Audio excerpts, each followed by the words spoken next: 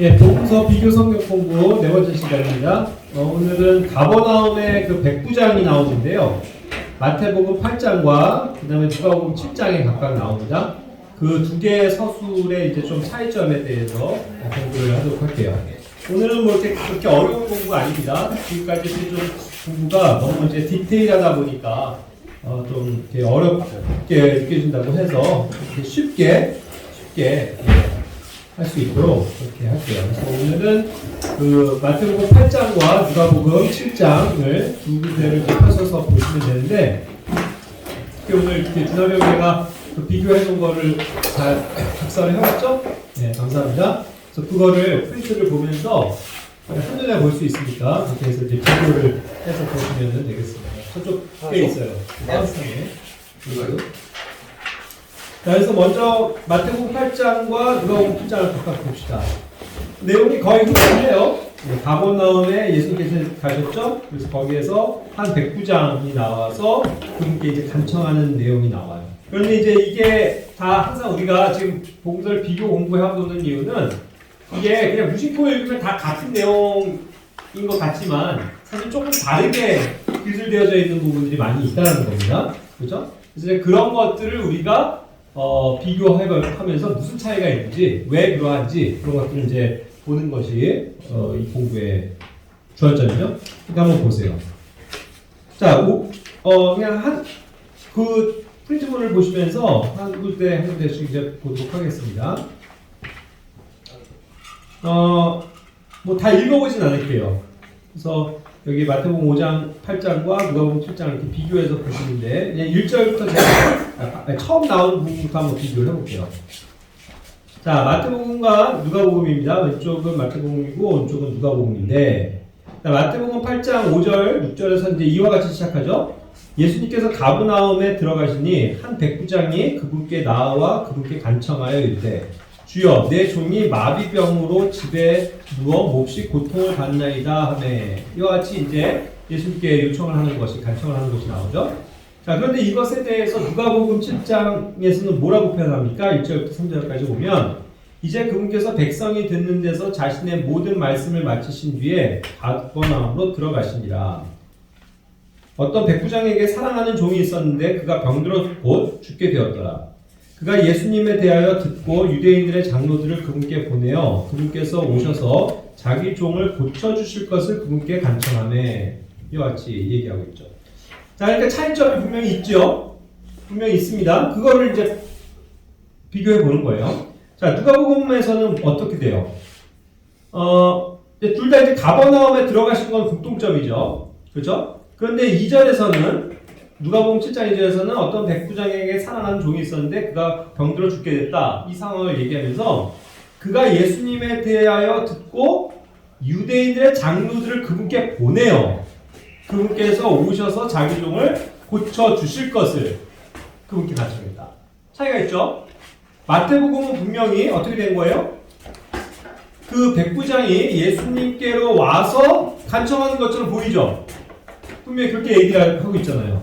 근데 누가복음에서는 직접 온 게 아니라 사람을 시킨 거죠. 사람을 시켜서 자기 종이 이제 죽게 됐으니까 고쳐달라. 이거를 이제 전달한 거 아니에요. 간청했잖아요. 그러니까 이런 분명한 차이점이 있단 말이에요. 자, 그렇다면 항상 우리는 이 성경을 우리는 하나님이 쓰신 말씀으로 확신하는데, 이거 뭔가가 잘못됐다, 오류가 있다, 둘 중에 하나는 틀렸다, 이거를 얘기하는 게 아니라는 거죠. 어떠한 상황을 분명하게 이렇게 이 두 개를 가지고 백업해 봄으로써, 예?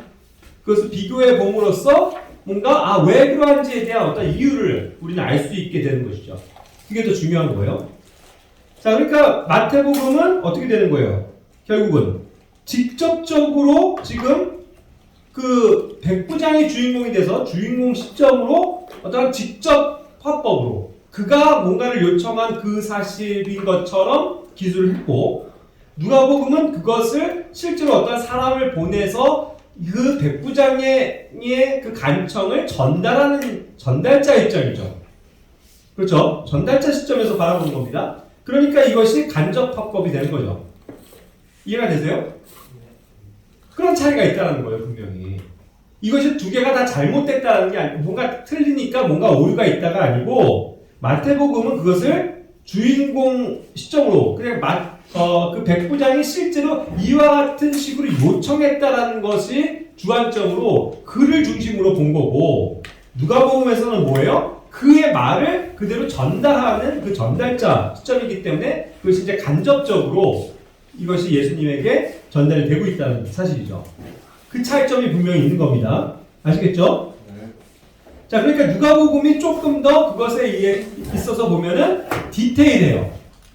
그렇죠? 자, 그래서 누가는 사실 저도 궁금하긴 합니다. 누가가 일설에는 이제 그 처음부터 예수님을 처음부터 끝까지 그냥 다 따라다닌 그런 12명의 제자는 아니기 때문에 아무래도 뭐 나중에 예수님을 알았다고 할지라도 좀 한계는 있죠. 예수님의 일거수일투족을 발견하고 또 목격하고 이런 것들을 적기에는 한계가 있다는 말이에요. 그러니까 어쨌든 누군가의 그 사도들에 의해서 전달되어진 것을 더 세부적으로 기록했을 확률이 높아요. 그러니까 이 누가복음에 나오는 내용이라고 해서 다 누가가 경험을 한 사건은 아니라는 겁니다. 그렇죠? 마태복음 같은 경우는 아까 마태복음, 요한복음은 어때요? 실제로 사도들이기 때문에 그들이 예수님을 따라다니면서 직접 목격한 것을 처음부터 기술했기 때문에 굉장히 아주 그러니까 그 목격한 것이 정확하죠. 그렇죠? 물론 다른 것이 부정확하다는 게 아니고 그들은 애초부터 예수님과 함께 했었기 때문에 그거를 받아 적는 것에 용이한 반면 마가나 누가복음 같은 경우는 그들이 실제 예수님의 사도들이 아니었기 때문에 12제자에 포함된 무리가 아니었기 때문에 그 누군가에게서 받아 적어서 그죠? 전달되어진 내용들을 토대로 하기 때문에 조금 차이가 있을 수 있잖아요. 그럼에도 불구하고 누가가 쓴 서술은 굉장히 디테일한 점들이 많아요. 그리고 누가가 뭐예요? 의사잖아요, 의사. 그렇기 때문에 아무래도 이런 학식적으로나 또 이런 것들을 기록하고 꼼꼼히 의사가 굉장히 꼼꼼하게 해야죠. 왜냐하면 어떤 병명을 알고 그것을 처방을 하고 하는 데 있어서 또 굉장히 정확해야 되잖아요. 그러한 어떠한 특징상 또 뭔가의 사물을 관찰하는 데 있어서 의사이기 때문에 어떤 사람의 상태 이런 것들을요. 그런 것에 있어서 굉장히 세밀하지 않았을까 하는 거예요. 그래서 누가복음에서는 어쨌든 그러한 마태복음에서는 나오지 않는 내용들까지도 더 오히려 세부적으로 기록되고 있다는 거예요. 그러니까 오늘 이제 전체적으로 그 말씀들에서 보면 마태복음보다는 사실 누가복음이 더 이 점에 있어서 정확한 기술이 돼요. 무슨 말이냐면 실제로를 보면요. 두 가지 케이스잖아요. 그 백부장이 예수님께 와서 얘기한 건지 아니면 누가가 얘기한 것처럼 누군가의 말을 전해줘서 예수님이 간 건지 두 가지 케이스밖에 없잖아요. 그랬을 때 뭐가 더 신빙성이 있느냐라고 했을 때 누가라는 거예요. 누가복음. 왜 그러냐 하면 그것은 누가복음이 그 사실이라고 했을 때 마태복음의 내용이 그냥 함께 맞아떨어지기 때문이에요. 이해가 되세요? 자, 예수님을 직접 찾아와서 백부장이 얘기한 게 아니라면 이 누가복음의 얘기처럼 전에 누군가 그렇게 백부장이 요청을 했습니다. 와서 얘기한 것은 신빙성이 있는데 예? 반대로 마태복음이 진실이라면 실제로 그 백부장이 와서 얘기한 거라면 누가복음은 틀린 거가 되잖아요. OX에서 이해가 되세요? OX에서 X가 돼요 이건. 그런데 누가복음을 관점으로 봤을 땐 이게 O라면 마태복음도 O가 될 수 있어요 없어요? 될 수 있다는 얘기예요. 왜냐하면 그것은 그런 표현이기 때문에 예? 백부장이 요청한 건 맞지만 직접 오지 않고 전달한 건데 그 전달 과정을 빼고 실제로 백부장이 요청한 사실만 마태복음에 기록했단 말이에요. 이제 이해가 되세요? 그러니까 누가복음의 기술이 사실은 옳다는 말이에요. 그 상황이. 예? 이해가 되셨죠? 그래서 마태복음의 거짓말을 얘기한다는 게 아니라 그러한 어떠한 디테일한 내용이 있다. 예? 실제로 백부장은 예수님 앞에 직접 온 게 아니라 사람을 시켜서 보낸 거다. 그런데 사람을 시켜서 보낼 때 예수님 오셔서 제 종을 좀 낫게 해주십시오라고 한 그 간청은 마태복음에서 보는 것과 동일하다. 그 얘기예요. 이해하셨어요? 이게 중요한 거예요. 어떠한 관점으로 보느냐. 그래서 결국 두 개가 다른 것이 아니라 뭔가가 틀린 것이 아니라 누가복음을 결국 마태복음은 이렇게 백업해 줄 수 있다. 그거죠. 그러니까 같은 내용이라는 거예요. 다만 세밀하게 봤을 때 누가복음의 기술처럼 실제로 백부장이 온 것이 아니라 사람을 시켜서 온 게 맞다. 그거예요. 이해하셨죠? 그 중요한 차이점을 이해하셔야 됩니다. 자, 그래서 이제 조금 더 이 점이 좀 더 이 서술에 있어서 굉장히 세밀하다라고 봤는데 왜 또 그러냐면 누가복음 7장 1절에서 보면 이 종이 고쳐달라고 한 종이 백부장에게 있어서는 사랑하는 종이었다라는 거죠. 그러한 사실까지도 알고 있었던 거예요. 누가는. 이해가 되세요? 그냥 자 마태복음은 내 종이 마비병으로 집에서 고생하고 있습니다. 이렇게밖에 얘기 안 했잖아요. 그렇죠? 그런데 그러한 종인데 더 세밀하게 보자면 백부장은 이 종을 굉장히 아끼고 친애하는 그런 종이었다 그거예요.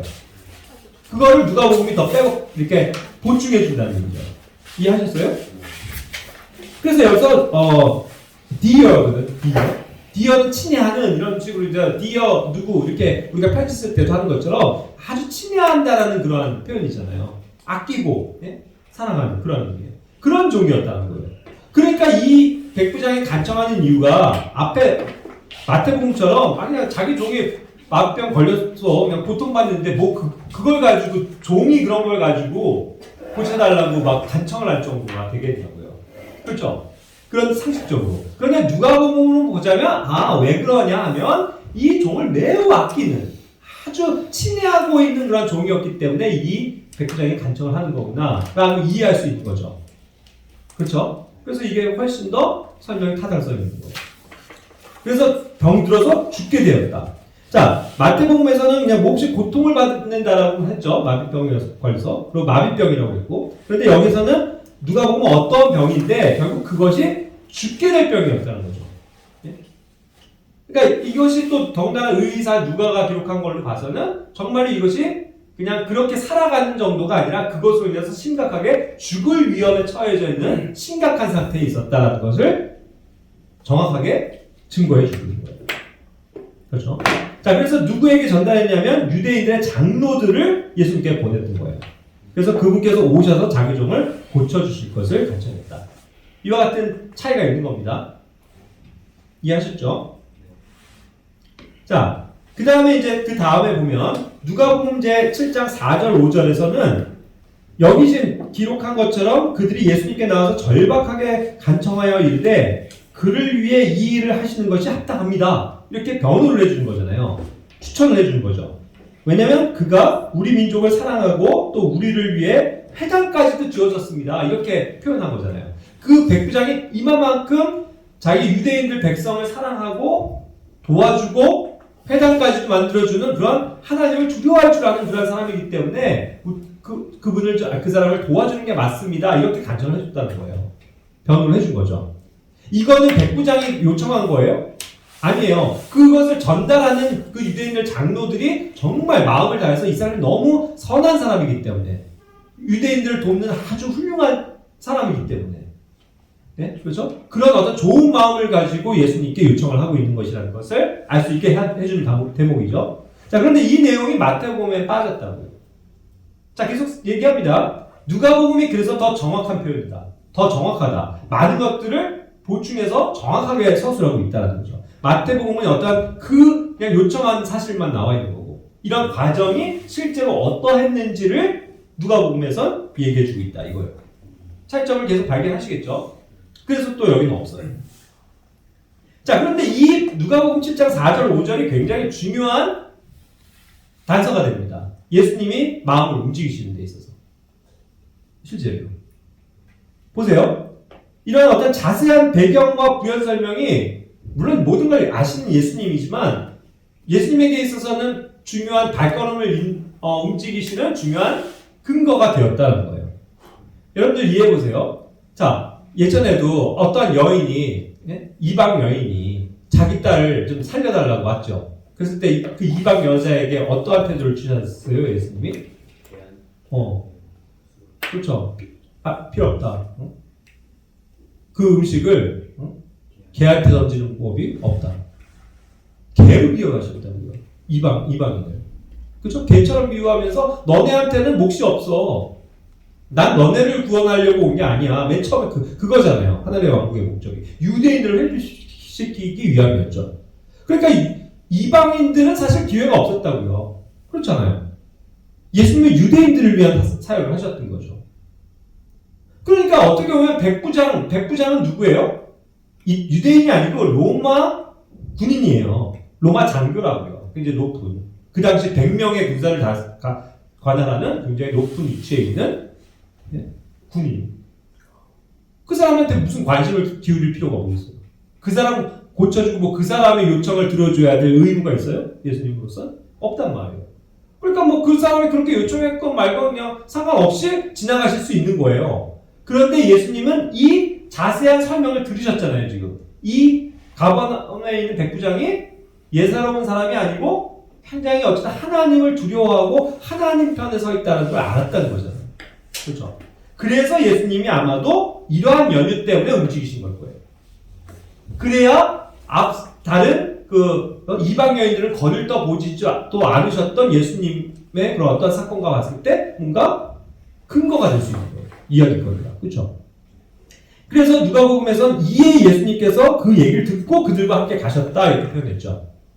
그리고 마태복음에서 또 이 내용이 나오는 거예요. 예수님께서 그에게 이르시되 내가 가서 그를 고쳐주리라. 그죠?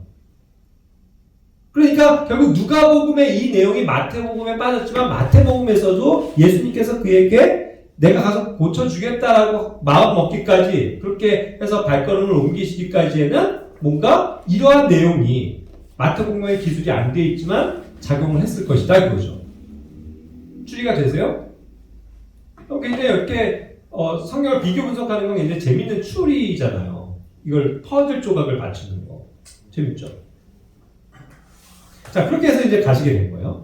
자, 그런데 이제 보세요. 마태복음 8장 8절부터 9절, 그 다음에 누가복음 7장 6절부터 8절.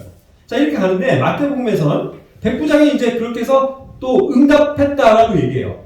그럼 마치 아까도 중간 생략이 돼 있으니까 바로 옆에 그 예수님 옆에 백부장이 있는 것처럼 느껴지잖아요. 이 말씀만 읽으면. 그래서 가면서 주님, 그런데 주께서 내 지붕 아래로 오심을 내가 감당할 자격이 없습니다. 그냥 오직 말씀만 하십시오. 그러면 내 종이 낫겠습니다. 이렇게 꼭 얘기한 걸로 같잖아요. 마태복음만 보면. 그런데 아까도 얘기한 것처럼 누가복음이 사실상 그것을 정확하게 말해주는 대목이라는 거죠. 그러니까 여기의 상황을 보면 또 역시 그렇게 해서 가고 있는데 누가복음 7장 6절에 그 멀지 않은 곳에 이르렀을 때 어느 시점까지 가신 거죠. 그랬을 때 백부장이 또 친구들을 예수님께로 보냈다고 표현했어요. 그렇죠? 자기가 그렇게 해서 요청은 했지만 생각해보니 이게 되게 예수님을 수고롭게 만드는 일이었어요. 괜히 예수님께 폐를 끼치는 일이라고 생각한 거예요. 괜히 그 예수님 바쁘시고 힘드신데 괜히 여기까지 오시게 내가 과연 나 같은 죄인이 그런 하나님의 그런 분을 괜히 그냥 오시라고 했네? 이런 생각을 가지고 뒤늦게 사람을 또 보냈다는 얘기예요. 일이 그렇게 돼가고 있는 거예요. 그래서 그분께 보내서 뭐라고 얘기해요? 주여 친히 수고하지 마옵소서. 주께서 내 지붕 아래로 들어오심을 내가 감당할 자격이 없나이다. 이 내용은 마태복음과 똑같아요.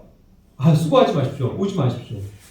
내 지붕에 이렇게 내 집에 오시는 것이 이 누추한 것에 이 죄인의 집에 오시는 게 그걸 제가 감당할 자격이 없습니다. 감당할 제 자격이라고 얘기했는데 결국 worthy. 자기는 그럴 만한 가치가 없는 사람이라는 거죠. 자기 같은 그런 하찮은 존재에게 굳이 이렇게 오십니까? 이 생각을 뒤에 하게 해가 됐다는 거죠. 그래서 이제 오지 마십시오. 이렇게 요청을 했다는 거예요. 역시 사람을 보내서요. 그렇죠? 그러니까 여전히 뭐예요? 누가복음의 기술이 사실상 더 정확한 거다는 거죠. 마태복음은 그런 것들을 다 생략한 채 중간중간에 이게 일이 어떻게 됐다라는 것만 굵직굵직하게 지금 서술하고 있는 것이고. 이해하셨죠? 자, 그래서 누가복음 7장 7절에서도 내 자신이 주께 나아갈 자격도 없습니다. 그러니까 오직 한 말씀만 하옵소서. 그러면 내 종이 낫겠습니다. 역시 마태복음의 표현과 동일하게 하죠. 그죠? 한 말씀만 하십시오. 굳이 오실 필요 없습니다. 말로만 고치실 수 있습니다. 그냥 그 자리에서 말씀만 해주십시오. 엄청난 대단한 믿음인 거죠. 물론 자기 자신을 낮춰서 주님의 수고를 덜기 위해서 굳이 여기까지 안 오셔도 됩니다. 그런 정말 겸손한 자세로 얘기한 건 맞지만 그는 분명히 엄청난 믿음이 있었던 사람이라고요. 그 예수님이라면 무조건 고쳐줄 수 있다. 첫 번째. 그죠? 그리고 그분이 굳이 안 오셔도 말씀만 하시면 나을 수 있다. 와, 대단하죠? 그러면서 그 근거를 뭘로 들어요? 그렇게 믿음을 적용시키는 데 있어서. 이건 적용이죠. 자기가 그렇게 믿음을 갖고 생각할 수 있을 정도가 뭐에 근거를 하느냐? 결국 자기도 경험한 바, 그 자기의 경험을 믿음에 어떻게 되면 견주어 보는 거죠. 어떤 사건이에요? 자, 자기도 권위 아래에 있는 사람이고 또 그렇죠. 자기도 자기보다 더 높은 뭐 백부장이 아니고 천부장도 있을 수 있고 총독도 있을 수 있고 더 높은 사람도 있죠. 자기도 그 권위 밑에 있는 사람이라는 거예요. 그리고 자기 밑에도 또 자기의 권위 밑에 있는 사람들이 있다는 거죠. 그렇죠. 권위를 생각하는 거예요. 그래서 여기에서도 보면은 다 영어에 authority가 나와요. 네? 권위. 이 사람은 권위가 곧 믿음을 가져온다는 걸 생각한 거죠. 행함을 가져온다고 생각한 거죠. 그래서 이 권위를 생각한 거예요. 가만 보니까 자기도 예? 누군가의 자기보다 높은 권위 밑에서 예? 그 상전이 뭐라고 명령을 하면 군이 네! 하고서 무조건 순종하는 거죠. 무조건. 그렇죠? 그 말만 하면. 그리고 자기도 그래요. 자기도 자기 밑에 있는 부하들에게 야, 너 가. 그럼 가. 야, 너 일로 와. 하면 와. 그죠? 너 저기 가서 보초 써. 그러면 보초 쓰고. 너 누구 잡아와. 하면 잡아오고. 뭐든지 말만 하면 그대로 되어진다는 걸 자기가 체득해서 아는 거죠. 자기의 경험이에요. 그죠? 뭐 이런 경험을 사실은 어떻게 보면 이 사람이기 때문에 독특하게 할 수 있었던 거죠. 뭐 포도원에서 일하는 농부라면 뭐 이런 상황이 뭔가 매칭이 되겠어요? 근데 놀랍게도 이 사람은 이런 권위 밑에 있는 사람이고 자기도 권위를 가진 사람이기 때문에 이러한 형태 가운데서 그 말이 가지고 있는 위력을 체득한 거 아니에요. 그렇죠? 그래서 그걸 생각한 거예요. 그렇지. 굳이 올 필요 없지. 그 높으신 분께서, 그 권위 있으신 분께서 굳이 오실 필요 없지. 그냥 그 종들에게 말씀만 하시면 될 거를 왜 내가 굳이 그 수고를 끼쳐드려? 이 생각을 했단 말이에요. 그러니까 내 종에게도 뭐라고 하면 오고 가라고 하면 가는데 뭐 여기 오실 필요 없습니다. 그냥 말씀만 해주십시오. 그죠? 와, 대단하지 않아요? 실로 대단한 일이에요. 생각해보면. 그죠? 그 이방인이 하나님의 아들을 인정하면서 그분에게 그와 같은 능력이 있을 것이라는 거. 그분의 워드. 그죠? 그 말 한마디가 자기가 요청한 것을 해주실 수 있는 능력이라는 거. 그걸 고백한 거잖아요. 그러니까 마태복음 이제 8장 10절과 누가복음 7장 9절에서 이 백부장에 대한 평가가 뭐예요? 예수님께서 그 말을 들으시고 놀라셨다고 했어요. 깜짝 놀라신 거죠. 예수님이 깜짝 놀랐다는 이런 표현 사실 듣는 거잖아요. 깜짝 놀라신 거예요. 그러면서 따르던 자기 제자들 얼마나 많이 따라다녀요. 맨날 죽자서 따라다니는데 얘네들에게서 발견할 수 없는 일이죠. 그러니까 딱 따라다니는 자들에게 이르시되 야 진실로 내가 너희에게 이르노니 이스라엘에서 이렇게 큰 믿음은 내가 결코 보지 못했다. 결코 본 적이 없다. So great faith. No, not in Israel. 이스라엘에서 이처럼 큰 믿음은 본 적이 없다. 유일하게 인정하시는 거죠. 그 큰 믿음을 인정하시는 거죠. 그게 누구예요? 저 이방, 원래 복음과도 상관없는 이 이방 백부장이 로마 군인이 그런 믿음을 가지고 있었다는 거죠. 그러니까 놀라셨던 거죠. 그죠? 누가복음에서도 얘기합니다. 그로 인해 놀라서 주위를 돌아보시면서 말씀하신 거죠. 증거하신 거죠. 내가 너희에게 이르노니 이스라엘에서 이렇게 큰 믿음은 내가 결코 보지 못했다. 그와 같이 그의 믿음을 인정해 주셨다는 거예요. 그죠? 자, 그렇게 하고서 또 이제 이번엔 주의를 상기시킵니다. 이번엔 반대로 누가복음엔 없는 내용이 마태복음에 계속 그 사이에 삽입이 되어져 있어요. 11절, 12절에. 자, 그 이방인의 큰 믿음을 얘기하면서 뜬금없이 이와 같은 말을 하시는 거예요. 동서로부터 많은 사람들이 와서 아브라함과 이삭과 야곱과 함께 하늘의 왕국에서 앉으려니와 왕국의 자석들은 바깥 어둠 속으로 쫓겨날 것이요 거기서 슬피 울며 이를 갈미 있으리라 하시니라. 자, 이 말씀을 대목을 넣으셨어요. 어떤 가르침, 어떤 교리를 지금 집어넣으시는 거라고요. 그 사건을 통해서. 뭐냐? 자, 동서로부터 많은 사람이 와요. 그런데 누가 온 거냐면 아브라함과 이삭과 야곱과 함께 앉는 하늘의 왕국에 들어가서 앉는 사람들이에요. 그럼 누구예요, 그게? 그게 누구예요? 그런 사람들이. 아니, 하늘의 왕국에 앉는 사람들이 누구예요? 유대인이죠, 유대인. 무조건 유대인이죠, 하늘의 왕국. 예? 더군다나 아브라함과 이삭과 야곱, 그들의 조상, 그들과 함께 있는 곳, 하늘의 왕국, 유대인들이라고요. 예? 이스라엘을 위한 회복이잖아요. 하늘의 왕국. 거기에 앉는 거예요. 그러니까 그 상황을 지금 하늘의 왕국에서 이거를 지금 얘기하시는 거잖아요. 그리고 그거를 알리시는 거잖아요. 예수님의 사역은. 그런데 실제로 거기에 거하게 될 그 왕국의 자손들은 어떻게 된다고요? 바깥 어둠 속으로 쫓겨날 것이다. 원래 그 자리에 앉아 있어야 되는 사람들, 원래 거기에 복을 받고 상속을 받아야 할 유대인들은 오히려 쫓겨날 것이다. 그리고 거기에서 쫓겨나서 슬피 울며 이를 갈면서, 예? 아이고, 내가 왜 그랬을까? 내가 왜 예수님을 받아들이지 않았나 하면서 후회하면서 바깥 어둠에서 슬피 울면서 이를 갈게 되는 그러한 것이 있게 된다는 거죠. 그러니까 왕국이 지금 원래 자손들에게는 예? 빼앗겨져 버려서 누군가에게 어떻게 예?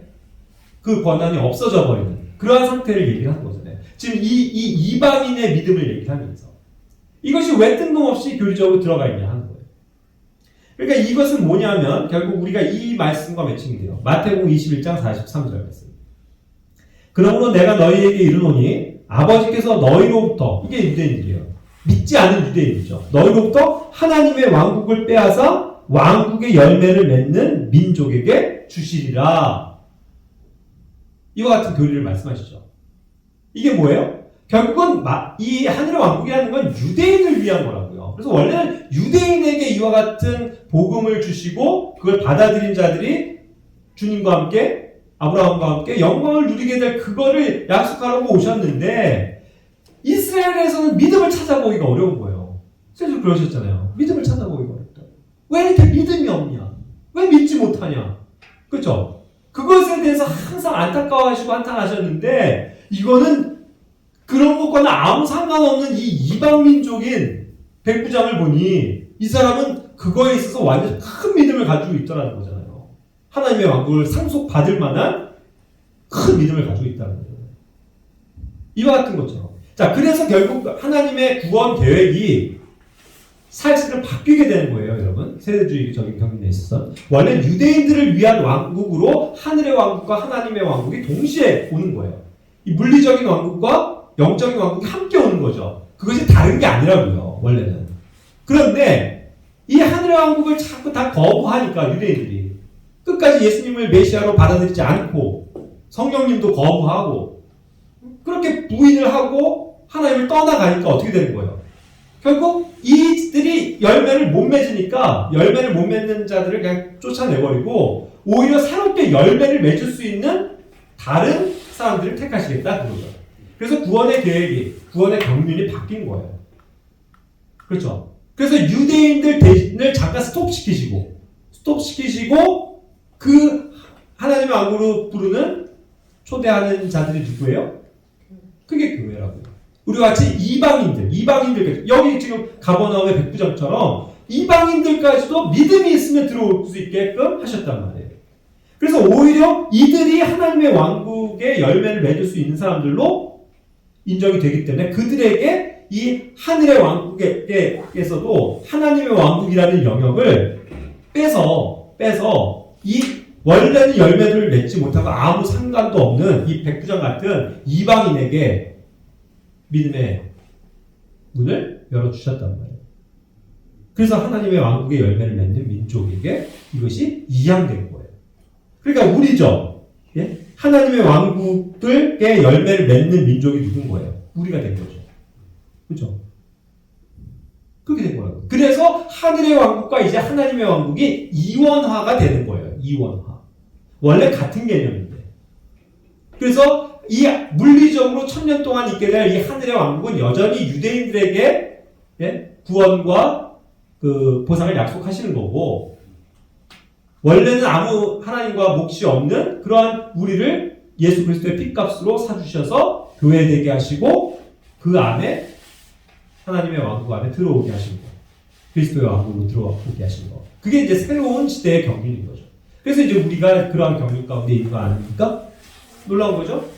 자, 그것을 여기에서 보여주셨단 말이에요. 그래서 이 가버나움의 백부장이 가지고 있는 어떠한 그 교리적인 굉장히 중요성은 뭐냐면 결국 이 사람이 예표가 되는 거예요. 교회의 예표예요. 하나님의 왕국을 상속받는 사람들의 믿음에 대한 예표라고요. 이스라엘에는 믿음이 없었어요. 맨날 표적만 구하다가 표적조차도 믿지 않았는데요. 다 떠나갔잖아요.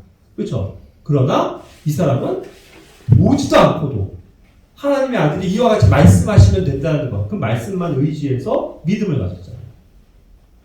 그래서 믿음을 가지고 구원을 얻게 되고 하나님의 왕국으로 들어오는 사람의 예표가 되는 거예요. 첫 번째로.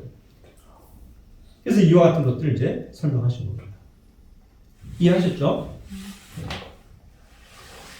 자, 그래서 이제 마지막으로 결말이 어떻게 돼요? 8장 13절에서 마태복음에 예수님께서 백부장에게 이르시되 네 길로 가라. 네가 믿은 그대로 내게 이루어질지어다 하시니 바로 그 시각에 그의 종이 나으니라 그랬죠. 그리고 누가복음은 보내어진 자들이 집으로 돌아가 보매 앓고 있던 종이 온전하게 되었더라 그랬어요. 자, 병이 나은 거, 완전하게 나음을 받은 거, 온전하게 된 거는 동일한 결론이죠.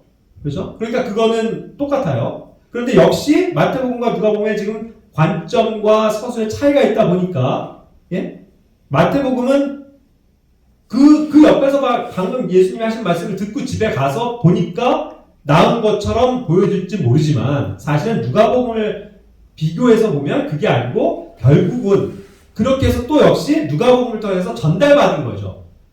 그렇죠? 그렇게 해서 이 누가복음처럼 그 사람들에게 돌아가라. 그 종이 낫다. 그의 믿음에 의해서. 그렇죠? 그리고 더군다나 뭐예요? 여기 마태복음 8장 13절도 인용하셨겠죠. 그 백부장이 믿은 바대로 이제 이루어졌으니까 돌아가라 해서 그 친구들을 돌려보냈단 말이죠. 그죠?